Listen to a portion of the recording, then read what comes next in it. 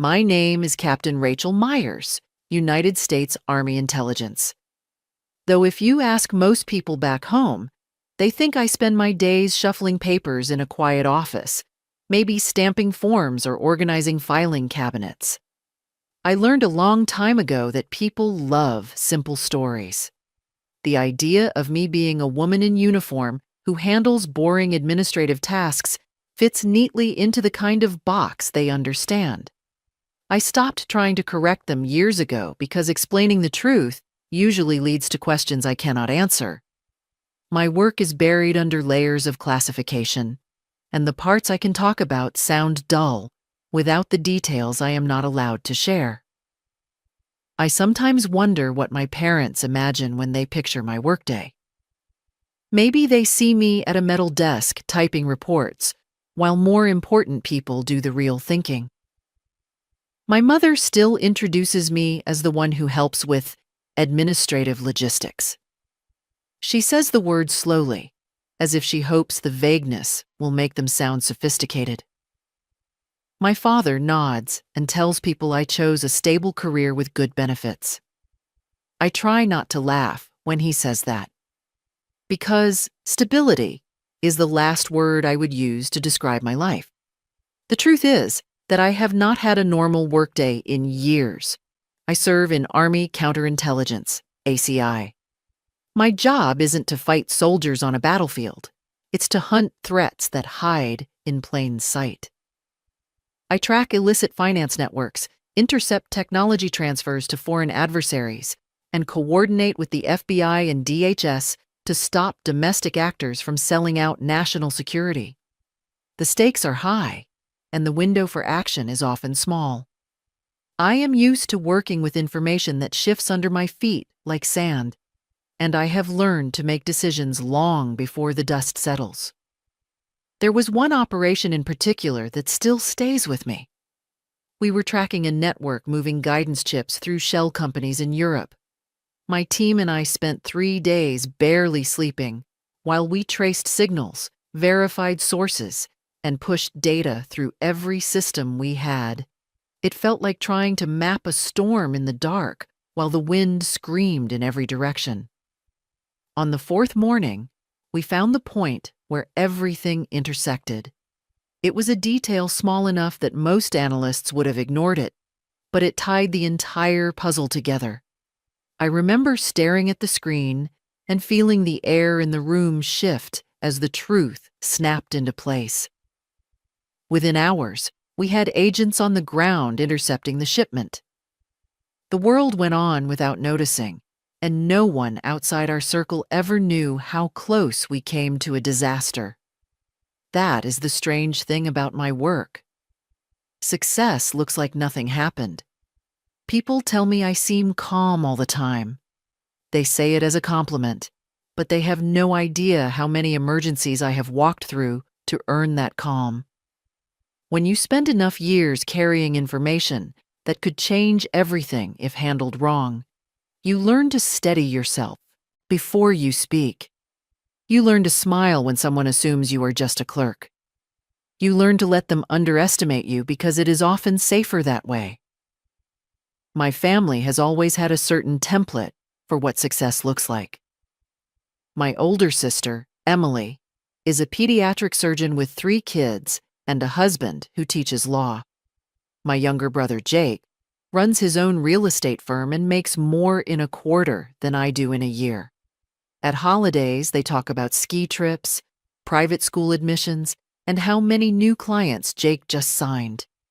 When it's my turn, the room quiets in that polite way people do when they're trying not to sound too disinterested.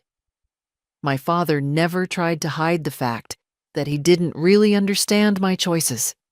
He served briefly in the Navy back in the 70s, mostly on a supply ship, and he thinks that's the extent of what military life is. When I told him I was commissioning into intelligence, he frowned and said, "So, you'll be pushing papers in a bunker somewhere?" He said it like it was a joke, but I knew he meant it. He still asks me, every time we talk, if I've thought about leaving and finding something more practical. It was the same with my aunts and uncles. My cousin Lauren once asked if I ever get bored, just sitting in an office all day. I wanted to laugh, but instead, I said something vague about admin tasks and let it slide. Most of my relatives genuinely think I'm some kind of glorified typist in camo. The only time anyone pays attention is when I show up in uniform, and even then, it's mostly for photo ops. I've heard them say things like, "Well, at least she's serving. That's something." It always sounds like a consolation prize. There's a running joke my brother makes at every holiday dinner. He'll wait until everyone's seated, raise his glass, and say, "Here's to Rachel, the mysterious government agent who files reports no one reads." Everyone laughs. I laugh too. But sometimes it catches in my throat. Not because it's cruel, but because it reminds me just how little they know about what I actually do. It's hard to explain to people who've never been in it. The hours, the weight of responsibility, the things you carry home but can't talk about. I've had days where one bad decision could have cost lives. Nights spent combing through intercepted messages, trying to piece together a threat before it unfolds. But none of that makes for good dinner conversation. So I say I've been busy and let the moment pass. The wedding was exactly what I expected from my cousin Lauren and her family. A rented estate in the Berkshires, manicured lawns, valet parking, and enough crystal and candlelight to make it look like a movie set. Guests floated between champagne fountains and ice sculptures shaped like swans. I arrived in a dress that cost more than my rent when I first enlisted, not because I cared about appearances, but because I knew showing up in uniform would cause more drama than it was worth. My mother found me within 5 minutes and handed me a clipboard. "Can you help with the gift table?" she asked, already turning away. No hello, no compliment, just an assumption that I'd be the help. I carried boxes in heels while my cousins took photos under floral arches. No one asked why I wasn't sitting down. No one offered to switch places. It was like being back in high school, only now the smugness came in tailored suits and designer heels. At dinner, I was seated at the table with second cousins and family friends I barely remembered. One of them, a woman in finance, asked if I still did that military thing. I said yes, and she smiled politely before turning back to her real conversation. Lauren looked beautiful, of course. She wore a couture gown and had flown in a makeup artist from LA. Her groom, Brent, was a hedge fund manager who wore his confidence like cologne. I knew Brent, not personally, but professionally. 3 months ago, my unit had flagged a series of suspicious wire transfers involving a shell company linked to foreign defense contractors. The money trail led back to a boutique investment firm in New York, Aldridge and Partners, Brent's firm. We hadn't moved on him yet.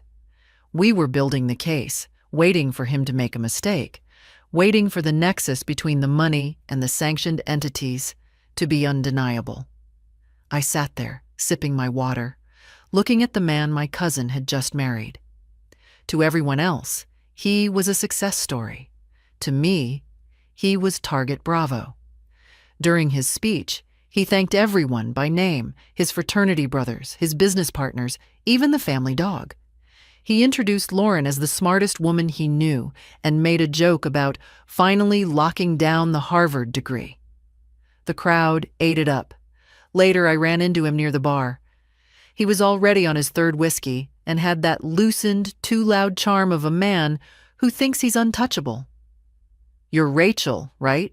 he asked, pointing at me with his glass. "Army something?" I nodded. "That's right." He smiled, leaning in too close. "Man, you're lucky they let you in. Not easy for women, especially ones who don't come from military families. What do you do? HR? Logistics?" He said it with the casual arrogance of someone who believed he was being generous by even speaking to me. I blinked once, twice. My throat tightened, but I kept my voice steady. I work in analysis. Analysis, he scoffed. Right. Spreadsheets. Well, good for you. Someone's got to count the beans. He patted my shoulder, a condescending tap, and turned back to his friends. You've got to know who to call, Brent said to his group, loud enough for me to hear. It's all about access, leverage. I moved $4 million through the Caymans last Tuesday before the regulators even woke up. It's too easy. I froze. He was bragging. He was drunk, comfortable, and surrounded by sycophants. And he was bragging about the exact transaction my team had been trying to verify for weeks. I stepped outside for air, the lights of the tent glowing behind me like some distant world I didn't belong to. My phone was in my clutch. I pulled it out. I opened a secure app that required a biometric scan. I typed a message to my point of contact at the FBI Financial Crimes Task Force. Target is active. Verbal confirmation of the Cayman transfer was obtained on site. He is currently at the wedding venue. He is a flight risk. I waited. The dots danced on the screen. A reply came back. Warrant is active. We were waiting for visual confirmation of the location. Are you green light for extraction? I looked back at the tent. I looked at my family, laughing, dancing, celebrating a man who was selling out his country for a commission. I typed, green light. Execute. I slipped back into the tent. The DJ had just started a slow song. I headed to the back near the bar. Brent was holding court again, standing beside two other men from his firm. He looked like a king. I walked right up to him. I didn't smile. I didn't shrink. Brent? I said. He turned, annoyed at the interruption. Yeah? What is it, Rachel? I'm in the middle of a story. You might want to finish your drink, I said calmly. He frowned. Excuse me? The Cayman transfer, I said, my voice low but clear. The $4 million. You routed it through a shell company called Vanguard Logistics, right? The color drained from his face instantly. The glass in his hand shook. How, he stammered, how do you know that name? Because I've been tracking it for 6 months, I said. The music seemed to fade away. Brent looked at me, really looked at me for the first time. He didn't see the cousin-in-law. He saw the predator. Who are you? He whispered. I'm the person who connected the dots, I said. You said you were an admin, he hissed, looking around nervously. You said you were nobody. I lied, I said. He laughed, a nervous, high-pitched sound. You can't prove anything. I have lawyers. He stopped. Through the white canvas of the tent, red and blue lights began to flash. Strobing, frantic. The music cut abruptly. A murmur went through the crowd. People turned toward the entrance. What's going on? Someone asked. Then the main flaps of the tent were thrown open. Federal agents, nobody move. 10 agents in FBI windbreakers and tactical vests stormed the wedding reception. They moved with precision, weapons drawn but low. The crowd screamed. My mother dropped her champagne glass. Lauren stood frozen in the middle of the dance floor, her hands over her mouth. The lead agent scanned the room. He spotted us by the bar. Brent Aldridge, the agent shouted. Federal Bureau of Investigation. Hands. Where I can see them. Brent panicked. He looked at the agents, then at the back exit. Don't, I said softly. You'll only add resisting arrest to the list. Brent looked at me with pure hatred. You did this. You did this, I corrected. I just made the call. The agents closed in. They grabbed Brent, spinning him around. The handcuffs clicked. A harsh, metallic sound that echoed in the silent tent. Brent Aldridge, you are under arrest for money laundering, wire fraud, and conspiracy to violate the International Emergency Economic Powers Act. Lauren screamed. Brent, what is happening? Tell them it's a mistake.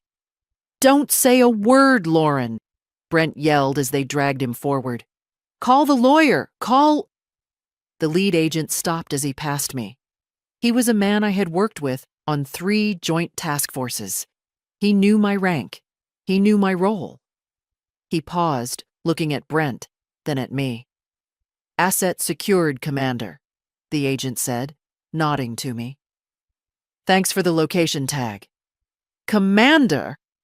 Brent gasped, twisting his head back to look at me as he was hauled away. I didn't say anything. I just took a sip of my water. The agents dragged him out. The flashing lights reflected off the ice sculptures. The tent was dead silent. Every eye was on me.